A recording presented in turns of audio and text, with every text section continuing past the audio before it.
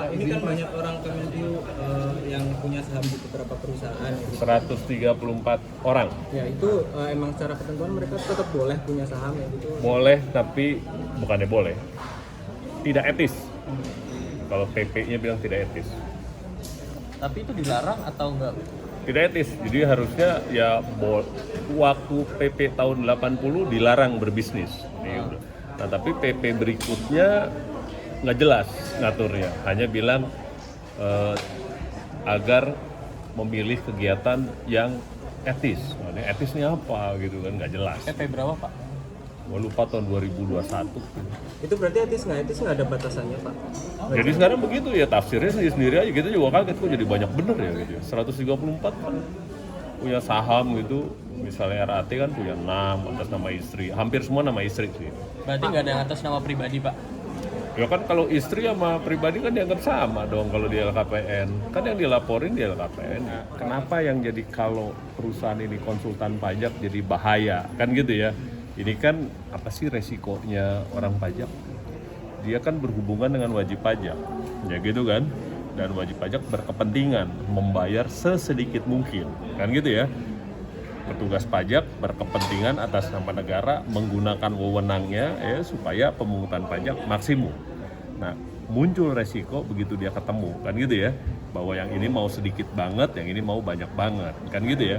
Nah, resiko itu yang kita bilang, kenapa kita cari bukan soal kekayaannya, kita cari korupsinya.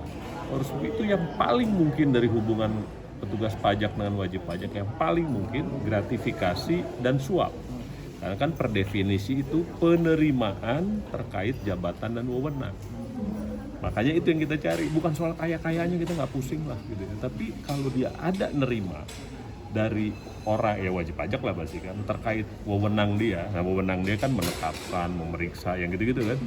Nah itu yang kita cari. Nah yang terjadi kalau wajib pajak ngasih langsung ke dia kan ada dideteksi di rekening bank.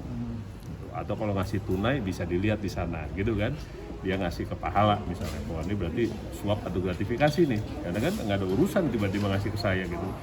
Nah dengan dia berbisnis buka PT, apalagi PT-nya konsultan pajak, dia kan ada kemungkinan ya nggak harus nih mengalirkan pembayarannya ke PT konsultan pajak, baru dari situ dia ngambil.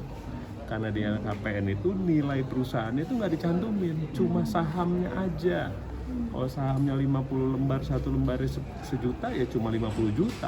Urusan konsultan pajaknya dapatnya 1 triliun nggak ada di LKPN. Beresiko kan jadinya kan, makanya kita bilang, loh kok dia buka yang opsi buat katakanlah berpotensi bisa mengaburkan pendapatan dia.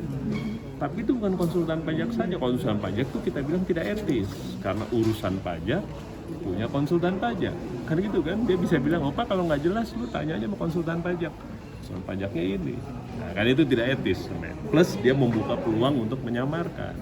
Nah perusahaan lain juga mungkin gitu, yang RAT kan kita minta, yang 6 tuh diaudit dong, karena kalau ada pemasukan ke sana kan secara tidak langsung pemasukan untuk pemegang saham. Saya pemegang sahamnya atau istri kan gitu ya. Jadi itu bahayanya dia pegang saham di perusahaan.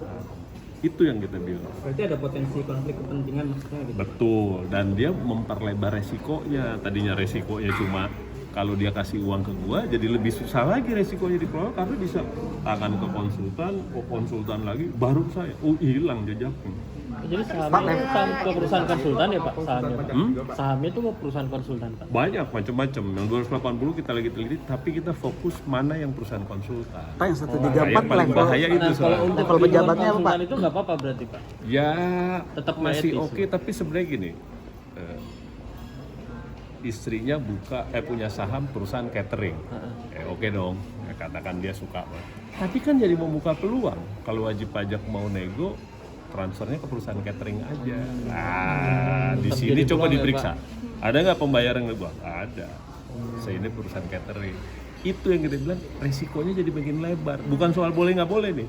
Ngapain buka peluang yang resikonya makin lebar, makin susah nanti kita nyari. Ya, gitu ya.